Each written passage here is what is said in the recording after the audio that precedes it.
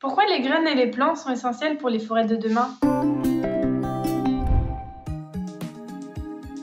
La forêt, c'est un réservoir de biodiversité qui peut se renouveler de deux façons, soit naturellement, soit en plantant des arbres. L'objectif d'un forestier, c'est que la forêt perdure. C'est pourquoi, lorsque l'on récolte un arbre qui arrive à maturité, on en replante plusieurs à sa place.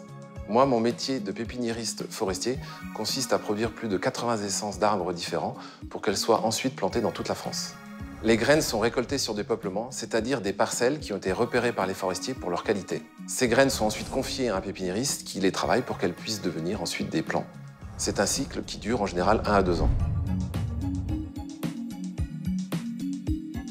Il faut entre 3 et 5 ans pour qu'une plantation réussisse, c'est-à-dire que le plant s'adapte à son environnement, aux autres arbres, qu'il résiste au gibier, aux parasites et au climat.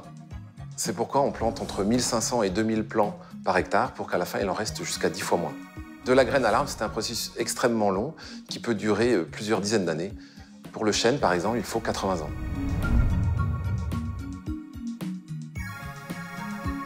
Aujourd'hui, il faut répondre à un nouveau défi, celui d'adapter les forêts au changement climatique. Cela passe par l'introduction d'une plus grande diversité d'essences ou le choix de variétés plus adaptées au climat de demain.